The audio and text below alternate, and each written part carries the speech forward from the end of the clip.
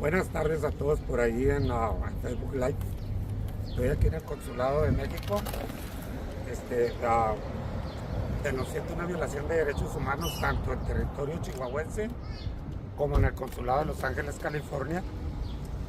Les pido a todo aquel que mire este video que lo difunda, porque es parte de la transformación de nosotros los mexicanos, tanto en territorio mexicano como aquí en Estados Unidos. Ya basta de que nos violen nuestros derechos humanos y que cuando vamos con nuestro corazón en la mano a irnos a vivir a México nos roban, nos estafan, nos amenazan y nos regresan con las manos vacías.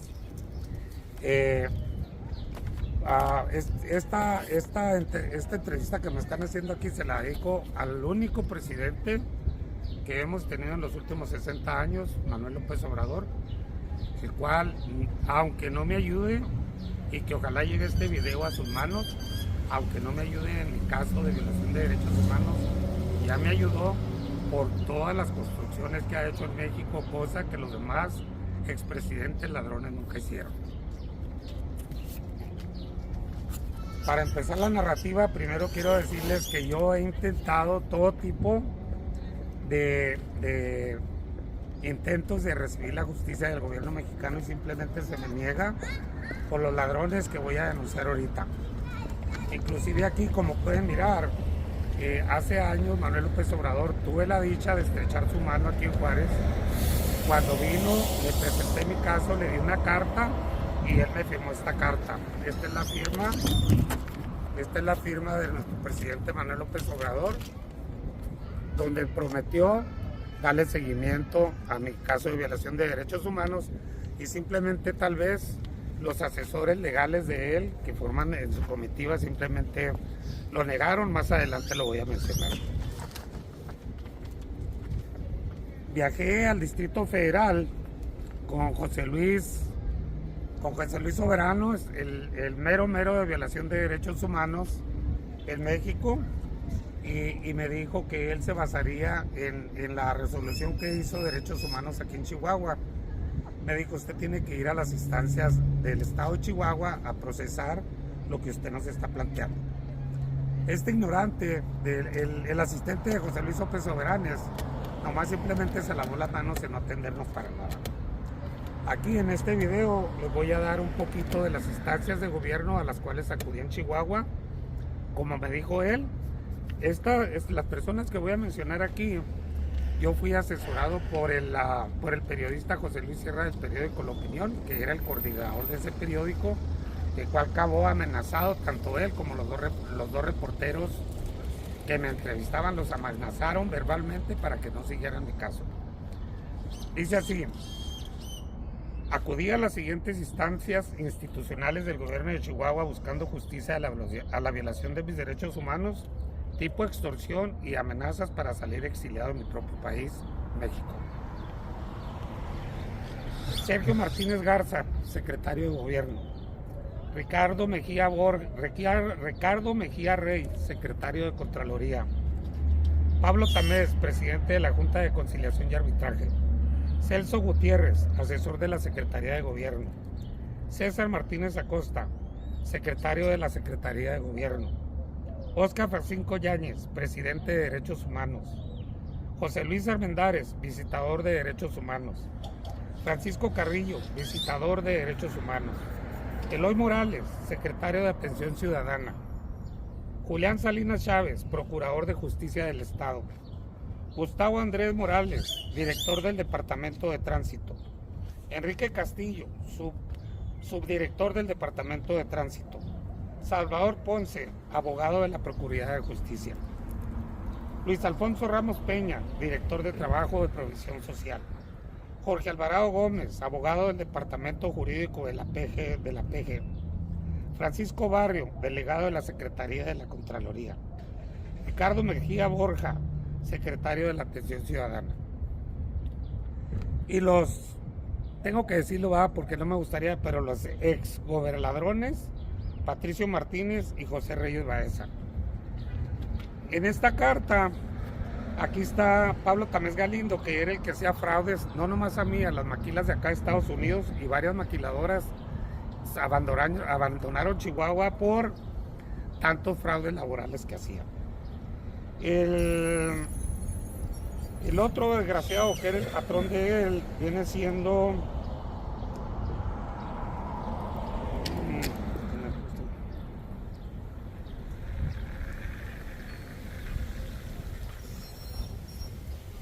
Luis Alfonso Ramos Peña. Este señor era el que le daba autorización a la Borrega Tamés para que hiciera los fraudes. Inclusive este señor Luis Alfonso Ramos Peña, en una reunión de Coparmex, yo acudí a denunciar. Yo iba a denunciarlo a él porque él era el jefe de la mafia de tramposos que hacían fraudes laborales. Simplemente no me dejaron expresar mi libre expresión como ciudadano mexicano y como ciudadano chihuahuense. Tengo varios videos que acreditan lo que estoy hablando. Ahorita nomás quiero hablar lo menos posible para que este video llegue a una escritora que se llama Lidia Cacho. Me gustaría que ella escribiera un libro de mi historia, porque ella es la única periodista que yo he mirado que se atreve a desafiar a los gobiernos de México cuando ella publicó el libro de los exgobernadores pedófilos que hacían sexo con niñas menores. Mi caso es más relevante que ella se atrevió cuando la secuestraron un mes, la torturaron y aún así saliendo de todo ese trauma, aún ella así siguió con sus planes y sacó el libro de esos gobernadores pedófilos. En El Paso, Texas. En El Paso, Texas, tengo un año, no más bien ya 2 años, pero tardé un año con formularios legales, con códigos penales de la Constitución mexicana, tanto para la Secretaría de Relaciones Exteriores como para el Gobierno de México, donde le solicité a los 2 cónsules que voy a mencionar más adelante, que me dieran una audiencia y jamás me la dieron. ¿Cómo puede ser posible que durante un año acudí a mi consulado, el cual nuestro presidente Manuel López Obrador dice que la Secretaría de Relaciones tiene la obligación y darle prioridad a cualquier asunto de nosotros los paisanos? Y dice así: tapadera del consulado en El Paso, Texas, por el cónsul general Mauricio Ibarra Ponce de León. Me designa al cónsul Ricardo Francisco Hernández Leconda, déspota, ignorante de su responsabilidad para su pueblo y representante de la Cuarta Transformación. El cónsul de Protección Civil Julio César Azuara Nájera pone condiciones de atenderme de una manera personal al no tratarse de un asunto de carácter judicial, violando mi derecho al estar representado por un abogado conocedor de las leyes mexicanas. Después, al ver que aquí no encontraba resultado, tanto yo y mi abogado coincidimos en que fuéramos a la embajada, directamente a Washington, D.C., con el señor embajador Héctor Moctezuma Barragán. Qué decepción me da de mencionarles lo que voy a mencionar. Tan solo en el lado económico yo no estoy como para estar haciendo gastos estratosféricos para pedir justicia al nuevo gobierno que es la Cuarta Transformación. Embajada de México en Washington, D.C. Por todos los medios traté de entrevistarme con el secretario de Relaciones Exteriores, Marcelo Luis Ebrard Casabón, y simplemente se negó, protegiendo a los delincuentes del Consulado de Los Ángeles, California. Acudí a la embajada buscando apoyo del embajador Esteban Moctezuma Barragán y solo logré ver la podredumbre de la Secretaría de Relaciones Exteriores. Se supone que la embajada es una institución de alto nivel, pero no fue así. Conocí a 2 lacras que no deberían de ser representantes de nuestro país y mucho menos de la Cuarta Transformación. Joanés Tacomo, área judicial. Emiliano González, agregado administrativo. El primero nos dice que en 2 horas, por estar comiendo, nos atenderá el embajador Esteban Moctezuma Barragán. Nos recomienda hacer turismo. Nos recomienda hacer turismo en la Casa Blanca. Regresamos a las 2 horas y el segundo nos dice que el embajador no se encuentra en la ciudad. Ese fue el servicio recibido por estos 2 funcionarios, enemigos de su pueblo, de su país, de la Cuarta Transformación y de su presidente Manuel López Obrador. Voy a hacer un paréntesis para mencionar a una señora con todo respeto afroamericana de nombre Rosa Parks. En años anteriores, cuando existía mucha discriminación con los afroamericanos, esta señora se negó, porque en aquel entonces los afroamericanos tenían que sentarse en los asientos traseros del autobús. A ella se le hizo injusto, se negó, pero fíjense bien lo que les voy a decir. Aquí en Estados Unidos los medios de comunicación defienden los derechos civiles de los ciudadanos. Cuando ella hizo eso, inmediatamente se hizo viral, inmediatamente todo Estados Unidos lo conoció y así fue como cambió la discriminación hacia los afroamericanos. Nosotros, los mexicanos y mexicoamericanos, que hacemos una denuncia como esta, ¿cuál medio de comunicación va a venir a entrevistarme? Ninguno, porque los medios de comunicación están coludidos con las lacras del prianismo.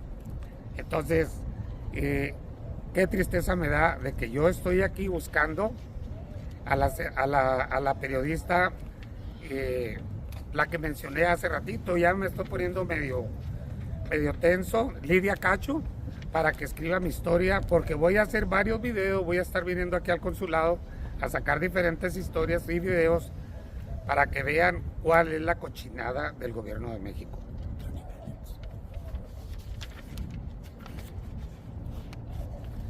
Después de allí, cuando tuve el honor de conocer al presidente Manuel López Obrador, me refirió con sus asesores.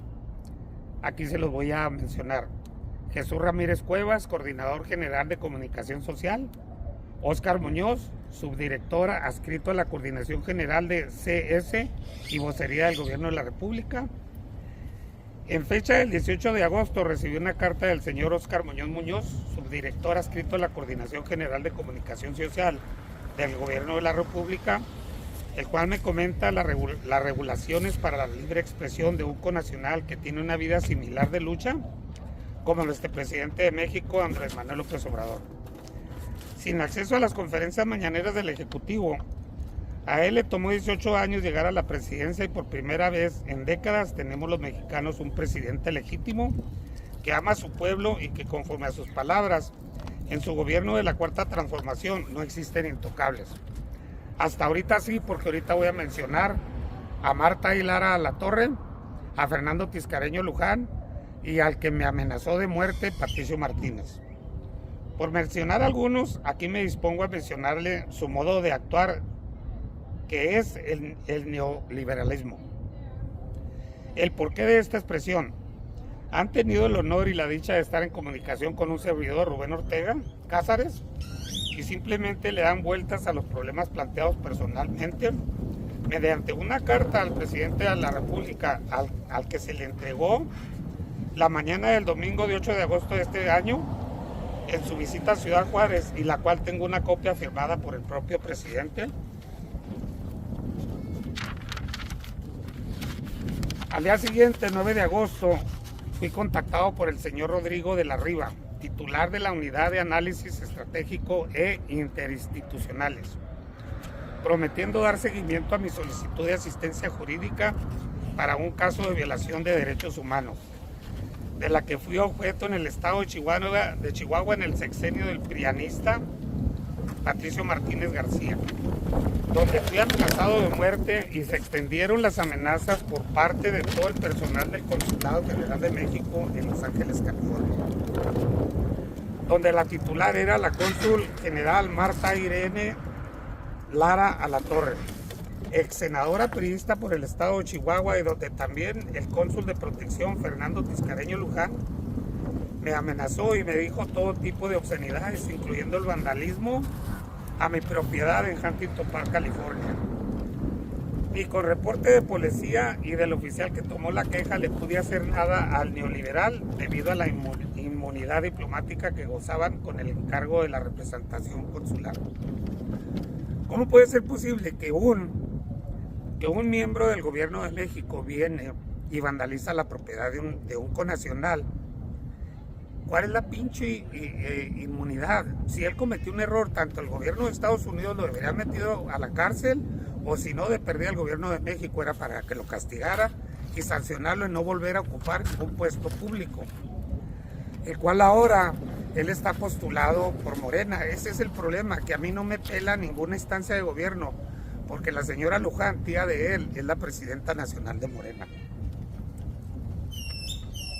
Igual el cónsul de protección, Julián Adem, actual cónsul general de Milwaukee, que con mentiras y engaños contribuyó al deterioro de mi vida privada y social, y de que tengo una grabación de su propia voz bloqueándome una conferencia de prensa, y a quien al cuestionarlo dijo que los medios de comunicación de Los Ángeles, California, era como un pueblo pequeño controlado por el consulado de México. ¿Cómo puede ser posible que un funcionario de alto rango del gobierno de México yo tenga una grabación de esa magnitud? Rodrigo de Riva pasó esa responsabilidad de mi caso al señor Arturo Medina, prometiéndome asistencia jurídica, y nada sucedió. La siguiente neoliberal, Rosa Isela Rodríguez Vázquez, secretaria de Seguridad Pública Nacional, le prometió verbal y físicamente al periodista y columnista político Mario Héctor Silva, latorrefuerte.com, darle seguimiento a mi petición de justicia, y a la cual he buscado por más de 20 años. Ella turnó el problema a Aida Gutiérrez Tejeda, una persona sin ética que hasta se dio el lujo de colgar el teléfono móvil varias veces a mi petición de asistencia jurídica. Aida Gutiérrez le pasó esa responsabilidad a su subalterno Luis Lara, quien tampoco hizo nada. No hubo respuesta a mi petición de asistencia jurídica.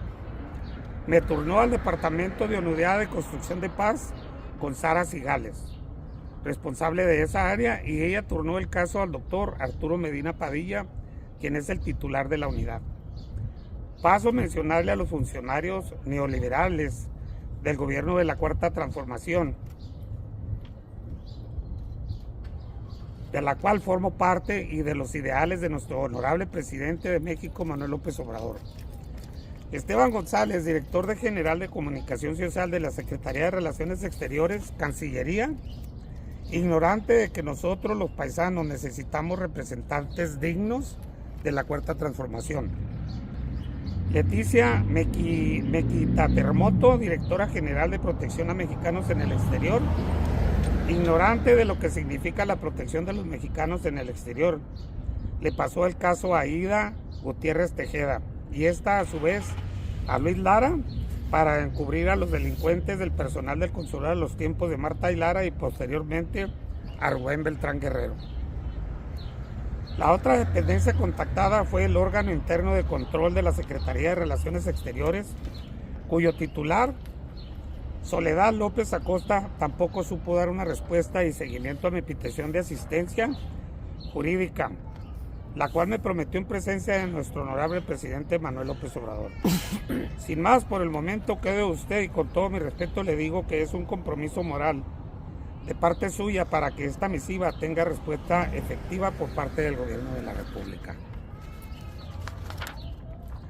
Un paisano chihuahuense exportado por el peronismo hacia los Estados Unidos de América.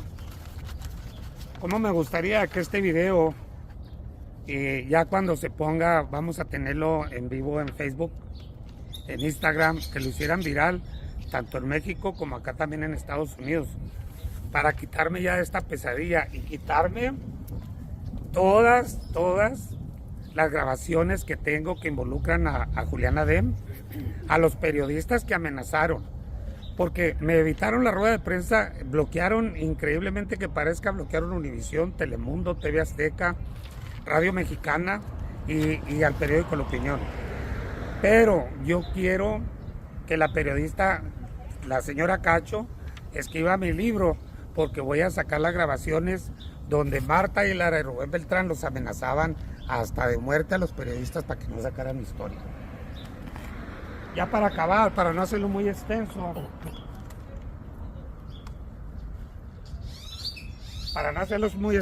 a ustedes, ahí en Facebook, ahí en Instagram, ¿cómo puede ser posible